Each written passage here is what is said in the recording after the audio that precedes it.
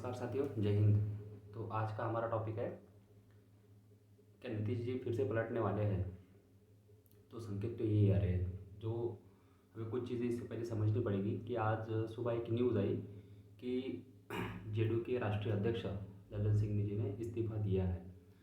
तो बात तो ये कही जा रही है कि लल्लन सिंह जी ने अपने मन से इस्तीफ़ा दिया है। बट दोस्तों, एक चीज़ ऐसी होती है कि प्राइम मिनिस्टर जब किसी से रेजिग्नेशन मांगता है तो ये तो अच्छा नहीं लगता कि प्राइम मिनिस्टर ने रेजिग्नेशन मांगा है इसलिए देना पड़ा।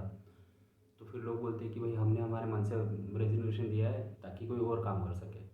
तो लल्लन सिंह जी को अभी याद आई कि आने वाले कुछ महीनों में लोकसभा की इलेक्शन है और एज अ राष्ट्रीय अध्यक्ष वो ज़्यादा ही उनकी तरफ ध्यान नहीं दे पाएंगे खुद की इलेक्शन की तरफ। तो फिर अभी इस चार्ज से उन्हें मुक्त किया जाए।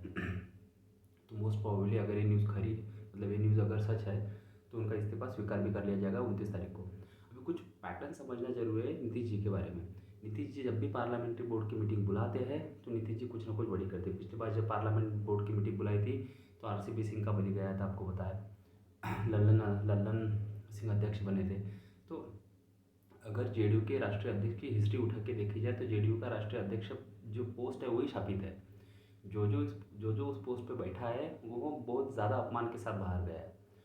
तो बात यह है कि क्या नीतीश जी पलटने वाले हैं। तो उसके पीछे के रीज़न हम ढूंढते हैं कि क्या रीज़न्स हो सकते हैं जिसकी वजह से नीतीश पलट सकते हैं। पहली बात तो नीतीश कुमार तो बीजेपी के साथ भी मुख्यमंत्री थे, तो उनकी जो नेशनल एम्बिशंस थी वो छुपी नहीं हुई है। हर 5 साल बाद उनको नेशनल एम्बिशन या प्रधानमंत्री बनने का सपना आता है और निकल पड़ते हैं प्रधानमंत्री बनने के लिए। तो पहली बात यह है कि उन्हें राष्ट्रीय अध्यक्ष बनना है। राष्ट्रीय अध्यक्ष प्रधानमंत्री फेस का चेहरा बनना था, वो हो नहीं पाई।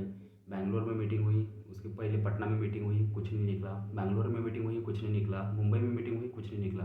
और अभी जो रिसेंटली मीटिंग हुई है उसमें तो ममता बनर्जी और केजरीवाल जी ने मल्लिकार्जुन खड़गे का नाम सामने किया है। तो ना वो संयोजक बन पाए इंडिया के, और ना ही वो प्रधानमंत्री का चेहरा बन पाए। अभी दूसरी बात ऐसी है कि उन्हें ये चीज़ पता है कि जिस दिन 2024 का इलेक्शन हो जाएगा, अगर बीजेपी बहुमत से आ गई तो उस दिन उनका पॉलिटिकल करियर ख़त्म है। बिकॉज इन 2025 अगर बीजेपी उन्हें साथ नहीं लेती है तो नो ऑप्शन, उन्हें तेजस्वी यादव को चीफ मिनिस्टर बनाना पड़ेगा। उसके बाद ना वो राज्यपाल बन पाएंगे, ना चीफ मिनिस्टर बन पाएंगे, ना कुछ रह पाएंगे। अभी एक होती है सेफ एग्जिट, सेल्फ रिस्पेक्ट के साथ एग्जिट कर लो किसी भी चीज़ से। अभी वो चीज़ क्या है, तो वो चीज़ ऐसी है कि बीजेपी के साथ आ जाओ, एक तो डील क्रैक हुई तो ठीक, या राज्यपाल तो बीजेपी बनाएगी, मतलब 5 साल और अच्छे पोस्ट पे रहेंगे। एक तो जेडीयू पार्टी यहाँ पे सर्वाइव करेगी, otherwise JDU party will break down into 2 parts. अभी ऐसा कहा जाता है कि लल्लन सिंह है, तो लल्लन सिंह की जो एक निष्ठता है वो लालू यादव की तरफ ज़्यादा है, क्योंकि लल्लन सिंह को ये पता है कि 2025 में तो लालू यादव का पुत्र जो है तेजस्वी यादव, जो बहुत पढ़े लिखे हैं, वो चीफ मिनिस्टर बनने वाले हैं। अगर लालू यादव के बच्चे मतलब तेजस्वी यादव अगर चीफ मिनिस्टर बनने वाले हैं तो नीतीश कुमार तो रहेंगे नहीं, पार्टी खत्म हो जाएगी। तो फिर किसकी चाटे। तो फिर यही है कि आरजेडी की बात चलाओ, आरजेडी की बात सुनाओ।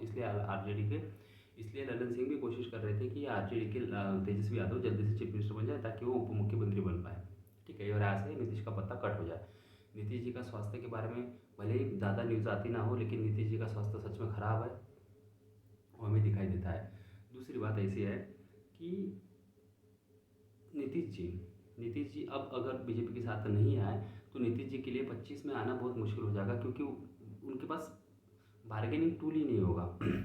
बट दूसरी बात समझने लायक ये है कि बीजेपी नीतीश कुमार को किस शर्त पे साथ लेगी।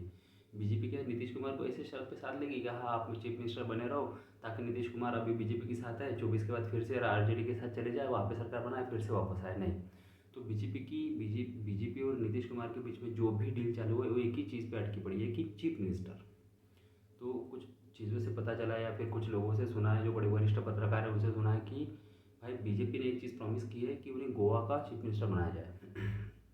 अभिषेक तिवारी जी का शो सुन रहा था मैं, तो उन्होंने बताया कि दैट द ऑनरेबल गोवा के जो गवर्नर है, नीतीश कुमार जो है गोवा के गवर्नर बन सकते हैं। तो बीजेपी उन्हें वो चीज़ ऑफर कर सकती है।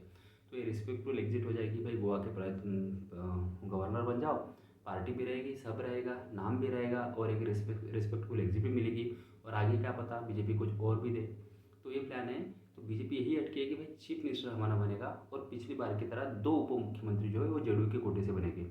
तो बात यही है कि चाचा जो पलटू चाचा है वो एक बार फिर पलटने वाले हैं, क्योंकि नीतीश कुमार एक चीज़ जानते हैं कि लालू यादव उनकी पार्टी तोड़ देंगे। और लालू यादव और तेजस्वी यादव को कितनी सीट चाहिए? 115 116 सीटें ऑलरेडी उनकी है। बहुमत के लिए चाहिए 120 सीटें। अगर 10 जेडीयू के सांसद या 15 जेडीयू के सांसद जिन पे MY समीकरण जो होता है, मुस्लिम यादव समीकरण फिट, मतलब वहाँ पे अगर पावरफुल है, तो उनसे इस्तीफा दिलवा सकते हो, बोल सकते हैं कि अब मेंबर ऑफ पार्लियामेंट के लोकसभा की इलेक्शन लड़ो, या फिर आपको मिनिस्ट्री प्रॉमिस कर दी जाएगी, आपको मिनिस्ट्री भी मिलेगी, तो इजीली तैयार हो जाएंगे। तो एक चीज़, लेकिन बीजेपी कभी नहीं चाहेगी कि तेजस्वी यादव चीफ मिनिस्टर बने।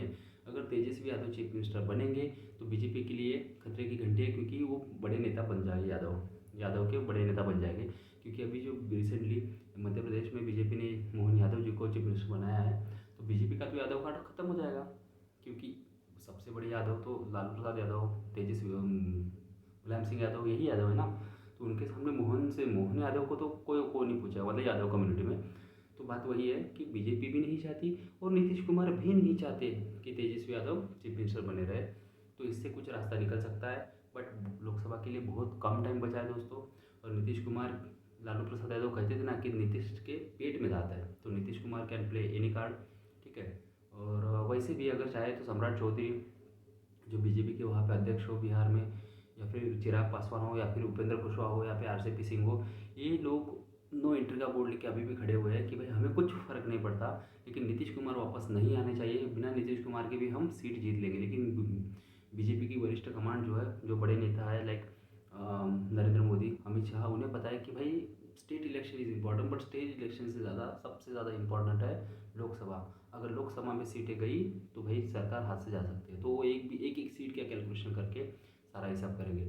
तो आज के लिए बस इतना ही दोस्तों। प्लीज़ मेरे लाइक शेयर और सब्सक्राइब कीजिए, आपके सपोर्ट की बहुत ज़्यादा ज़रूरत है। Thank you.